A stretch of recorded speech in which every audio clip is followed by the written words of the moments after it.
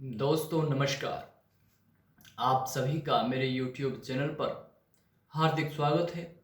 मैं आशा करता हूं कि आप सभी स्वस्थ एवं सुरक्षित होंगे। दोस्तों, एक तरफ देश के अंदर कोरोना की दूसरी लहर बहुत तेजी के साथ फैल रही है। देश में 1.5 लाख से अधिक मामले अब रोज आने लगे हैं। लगातार टीकाकरण का अभियान भी जारी है, लेकिन उसके साथ साथ वायरस भी उतनी ही तेजी के साथ पैर पसार रहा है। दोस्तों, लेकिन आज मैं जिस वायरस की बात आपसे करूंगा वो वायरस इससे भी ज़्यादा खतरनाक है, इससे भी गंभीर वो वायरस है, और वो वायरस है चुनावी वायरस। दोस्तों, आप सभी जानते हैं कि बंगाल के अंदर कल जो घटनाक्रम हुआ, कूच बिहार के अंदर दोस्तों, जिस तरीके से शीतलकुची इलाके में एक दर्दनाक घटनाक्रम में इसको कहूँगा, जिसके अंदर भीड़ ने सुरक्षा बलों के जवानों को न केवल घेरा, बल्कि घेरने के बाद इस तरीके से उस घटना को राजनीतिक रंग देने का प्रयास किया गया। ऐसा लगा कि मानो वहाँ पर जो सीआईएसएफ के जवान जो वहाँ पर ड्यूटी दे रहे थे वो जानबूझकर उन्होंने हमला किया। लेकिन दोस्तों, जैसा कि चुनाव आयोग जो बता रहा है कि मानिक एमडी नाम का एक व्यक्ति था, जिसको लेकर के वहाँ पर 3 से 4 महिलाएं खड़ी हुई थी, और वहाँ पर मौजूद सुरक्षा कर्मियों को ऐसा लगा कि ये व्यक्ति कहीं ना कहीं बीमार है, इसे स्वास्थ्य सुविधाओं की आवश्यकता है। तो उसी दौरान वहाँ पर जो सुरक्षा कर्मी मौजूद थे, उन्होंने उन महिलाओं से उस व्यक्ति को हॉस्पिटल ले जाने के लिए कहा। तो दोस्तों, हमारे देश के अंदर जैसा कि आप सभी जानते हैं कि अफवाहों का बाजार काफ़ी गर्म हो जाता है। एक व्यक्ति झूठी सूचना भी यहाँ पर बड़ी तेजी के साथ फैला सकता है। कोई भी व्यक्ति ये कह सकता है कि मतदान से रोका जा रहा है, और वो खबर जंगल की आग की तरह ग्रामीण इलाकों में फैल जाती है, और फिर उस पूरी घटना का इस तरीके से मैनेजमेंट किया जाता है, इस तरीके से उसका एक प्रबंधन किया जाता है ताकि उसका चुनावी लाभ हो सके। दोस्तों, यहाँ पर मैं आपको बताना चाहूँगा कि जिस तरीके से ग्रामीणों ने यहाँ पर घेराव किया सुरक्षा कर्मियों का, और उसके बाद भीड़ उग्र हुई, उस भीड़ में कहीं ना कहीं ये खतरा बन गया था कि जो चुनावी प्रक्रिया थी उसमें कहीं ना कहीं बाधा पहुंचाई जा सकती थी। ईवीएम्स को भी वहाँ पर खतरा हो सकता था। ईवीएम वहाँ पर पूरा जो पोलिंग बूथ था उस पर कहीं ना कहीं जनसमूह कब्जा जमा सकता था। तो ऐसे में जो एक कार्रवाई हुई, इस हिंसक कार्रवाई का तो दोस्तों मैं बिल्कुल भी समर्थन नहीं करता, लेकिन जिस तरीके से वहाँ पर मैनेजमेंट किया गया, जिस तरीके से वहाँ पर ये प्रचार किया गया कि पुलिस ने और ख़ासतौर पर सीआईएसएफ के जो जवान थे उन्होंने जानबूझ करके इस तरह की गतिविधि को अंजाम दिया, ये बिल्कुल भी सही नहीं है। क्योंकि कई बार परिस्थिति इस प्रकार की बन जाती है कि न चाहते हुए भी इस तरह का कदम उठाना पड़ जाता है। तो ऐसे में इस पर राजनीति करना बिल्कुल भी वाजिब नहीं है। दोस्तों, मैं आज इसके अलावा आपसे एक मुद्दे पर और चर्चा करना चाहता हूँ। आप सभी दोस्तों वायरल ऑडियो से तो वाकिफ होंगे। प्रशांत किशोर का ऑडियो वायरल हो रहा है, जिसमें कहा जा रहा है कि उन्होंने प्रधानमंत्री मोदी को ममता दीदी से ज़्यादा लोकप्रिय नेता बताया है। यहाँ पर दोस्तों मैं सबसे पहले प्रशांत किशोर की ही बात करना चाहूँगा, उसके बाद अपने विश्लेषण के अगले हिस्से पर मैं आऊँगा। दोस्तों, यदि प्रशांत किशोर की बात की जाए तो बिहार के बक्सर में इनका जन्म हुआ, और इनके पिताजी एक चिकित्सक, सरकारी चिकित्सक है, और वहाँ से निकल करके यूएन तक का सफ़र, और वहाँ से फिर नौकरी छोड़ना। वो नौकरी क्यों छोड़ी, किस लिए छोड़ी, आप इस पर भी विचार कीजिएगा। क्योंकि कोई भी व्यक्ति बिना किसी बड़े लाभ के आज के वक्त में अपने पद से त्याग पत्र नहीं देता। और उसके बाद 2012 में जब गुजरात के अंदर विधानसभा चुनाव हुए, उन चुनाव से पहले ये प्रधानमंत्री के मैनेजिंग डायरेक्टर बने। एक तरीके से जो पूरी चुनावी मशीनरी थी उसको किस तरीके से चलाना है, ये पूरा मैनेजमेंट प्रशांत किशोर की देखरेख में हुआ गुजरात में। हालांकि भाजपा को काफ़ी शानदार जीत मिली, वहाँ पर मुख्यमंत्री बनने में मोदी उस वक्त में कामयाब रहे। तीसरी बार उन्होंने वहाँ पर मुख्यमंत्री की कुर्सी को संभाला, हैट्रिक लगा। लेकिन दोस्तों, क्या एक व्यक्ति या व्यक्तियों का एक समूह जिसमें आईआईएम जैसी संस्थाओं के बच्चे शामिल हो या IIT किए हुए बच्चे जिसमें शामिल हो, वे बच्चे या वो संस्था इतनी मजबूत पकड़ रखती है, इतनी शक्ति वो रखती है कि किसी पार्टी को चुनाव जिता सकती है। दोस्तों, मेरे विचार में कोई भी व्यक्ति किसी पार्टी को चुनाव नहीं जिता सकता। यदि कोई पार्टी चुनाव जीतती है तो उसमें कहीं ना कहीं उसका जो जमीनी उसकी पकड़ है, यानी कि जो जन समूह के अंदर, जनता के भीतर जो उसके प्रति जन भावनाएं हैं उस पार्टी के प्रति, वही कहीं ना कहीं उसकी जीत और हार का अंतर बनाती है। उसकी हार और जीत के लिए जो जिम्मेदार होती है वही एक मुख्य वजह है। दोस्तों, इसके अलावा मैं आपको बताना चाहूँगा कि मैनेजमेंट का भी एक रोल होता है। और आप सोशल मीडिया के आज युग में हैं, तो ऐसे में आप देख रहे हैं कि सोशल मीडिया पर इस तरह के लोग एक प्रचार प्रसार के जरिए एक झूठी अफवाहें तो फैला सकते हैं, जिससे कहीं ना कहीं वोटों का ध्रुवीकरण तो ये लोग अवश्य कर सकते हैं। निश्चित तौर पर वोटिंग परसेंटेज में कुछ अवश्य ही बदलाव ये लोग कर सकते हैं।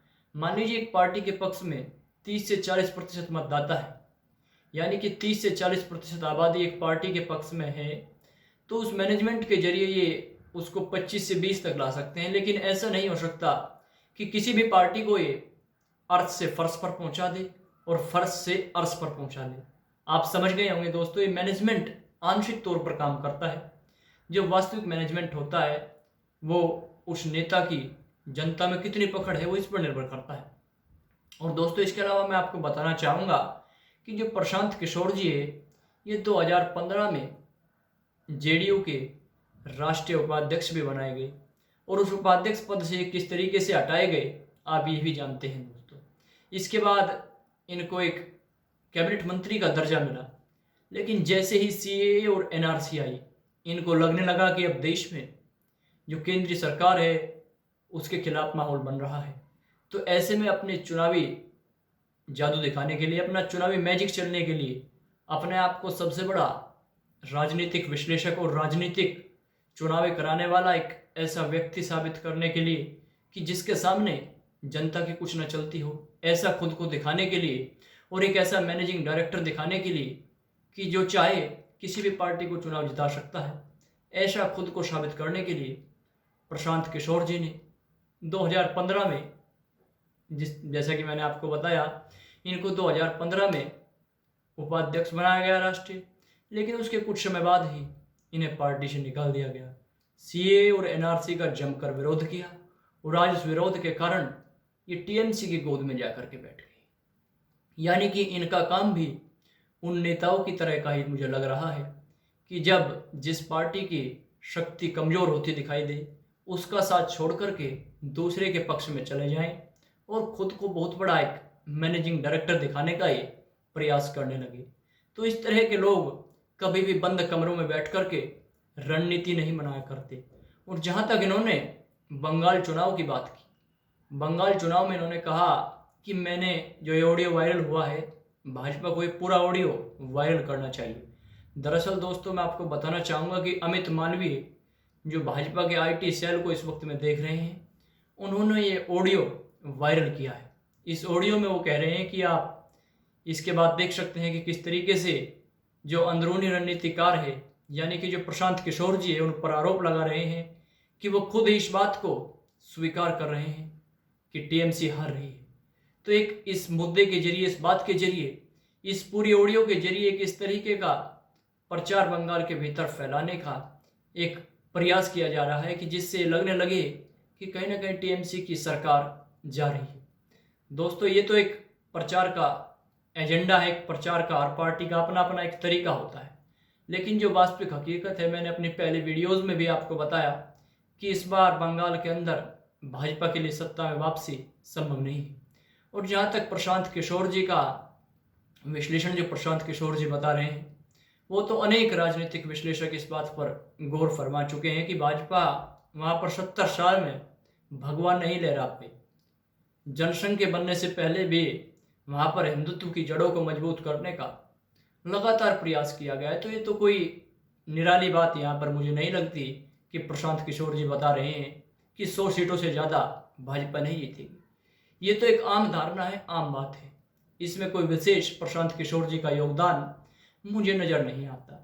लेकिन जिस तरीके से ऑडियो वायरल किया जा रहा है और ये प्रचार भाजपा की तरफ से फैलाया जा रहा है कि प्रशांत किशोर जी ने ये मान लिया है, कहीं ना कहीं ये भाजपा की भी एक हताशा का संकेत है कि भाजपा भी कहीं ना कहीं ये समझ रही है कि बंगाल के भीतर सत्ता में वापसी इतनी आसान भी नहीं है। ममता दीदी के गढ़ में ललकारना इतना आसान भी नहीं है। और दोस्तों, मैं आपको बताना चाहूँगा कि कूच बिहार का दौरा करने के लिए 3 दिन तक अब वहाँ पर कोई भी किसी भी पार्टी का नेता नहीं जा सकेगा, यानी कि चुनाव आयोग ने बैन लगा दिया है। और इसके अलावा जो 5वें दौर का जो मतदान होगा 17 तारीख को, उसके लिए भी दोस्तों जो चुनाव प्रचार 3 दिन पहले, यानी कि चुनाव प्रचार अब 48 घंटे पहले जो खत्म होता था उसे 3 दिन पहले खत्म कर दिया जाएगा।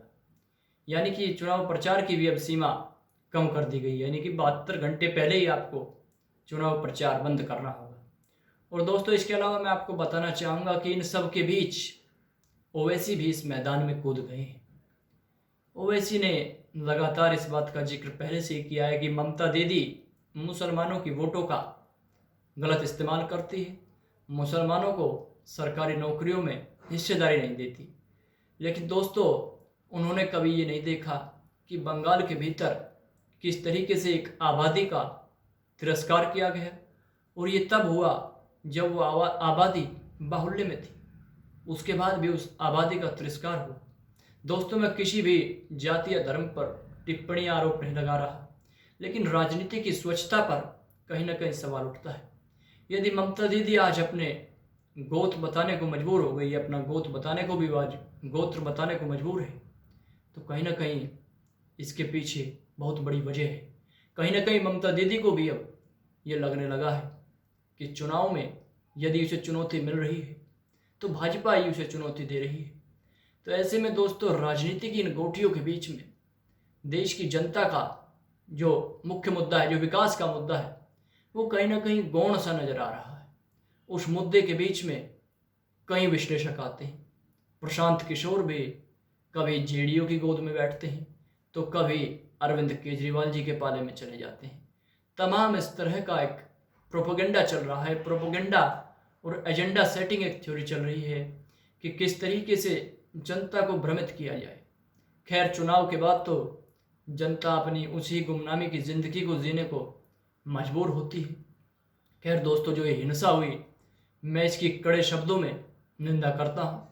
और ख़ासतौर पर इसके बाद जो राजनीति हो रही है वह भी वास्तव में निंदनीय है। इस पर भी कहीं ना कहीं रोक लगनी चाहिए। नमस्कार दोस्तों, मेरे इस वीडियो में इतना ही। स्वस्थ रहें, सुरक्षित रहें।